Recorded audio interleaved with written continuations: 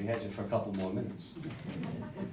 But thank you for allowing us to be here today. I know this is a place that was held dear, the Taylor family, to say the least. So my name is Frank Siller. I'm the chairman of the Stephen Siller Tunnel to Towers Foundation, a foundation that was started in honor of my brother, who was a New York City firefighter, who on 9/11 made a decision. He was on his way home to play golf and with myself, my brother George, and my brother Russ. And he heard on his radio scanner, he was just finished his night tour in Squad 1 in Brooklyn. And he was on his way home, and he heard on his radio scanner that the towers were hit. So he drove back to his firehouse, which was pretty close to the Brooklyn Battery Tunnel. But his company had already left.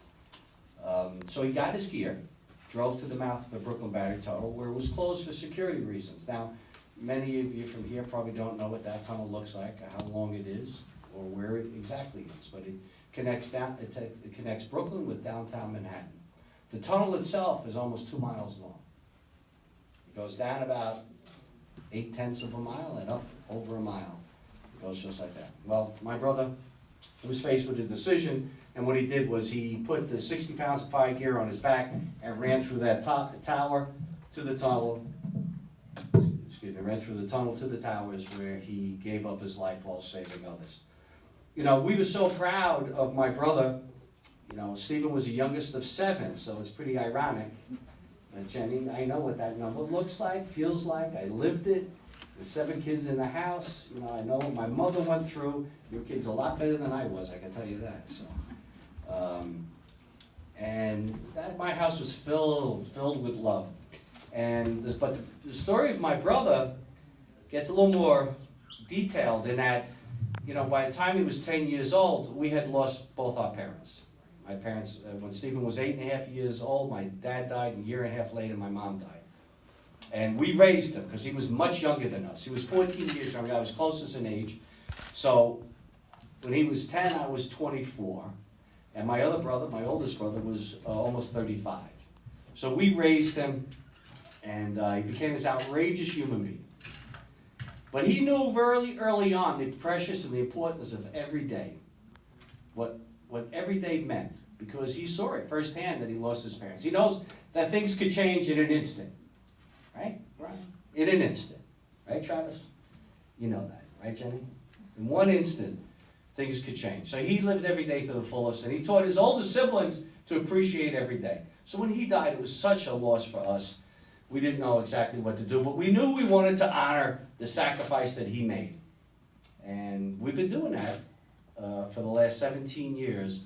And it's been on a journey that we didn't know we were going to be on. I had no idea that we'd be building specially adapted smart homes for our country's most catastrophically injured service members.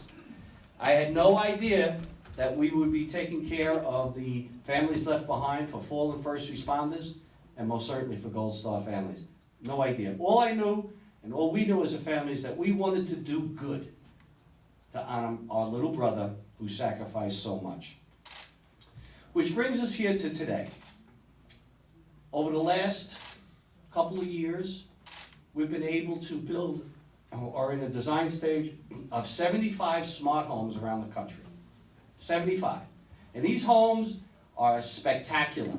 They give back some of the independence to these great heroes that are the most independent people in the world. They don't want to ask anybody for anything. They just don't want to. So these houses give them some of that freedom, gives their caretaker some of the freedoms that they don't have to ask somebody to make something on a stove. I was listening to Travis earlier, and he was talking, doing an interview, and he was talking about how he can't wait that he doesn't have to cook like this on a stove because he's in his wheelchair, and that a stove that's way up there. Off an iPad, he'll be able to hit a button and be able to have that stove lower down to a height where he can cook out of his wheelchair and cook a dinner for his family. The sink does the same. The bathrooms, state-of-the-art bathrooms, where it takes care of them. They don't have to ask somebody. Could you imagine that? You don't have to ask anybody to come in there and help you. These are some of the things that we put in these houses, and there's much, much more than that, that make a huge difference. We design them for their individual injuries, and they're mortgage free. They never have to worry about making a mortgage payment. And I think one of the things here is that we have to realize that, so our foundation wants to make a contract with our military. And we talked about it yesterday a few different times. I was with Jenny yesterday. Our foundation wants to make a contract with the military and our first responders. I was, 2 days ago, I was in California with the family, with the Singh family.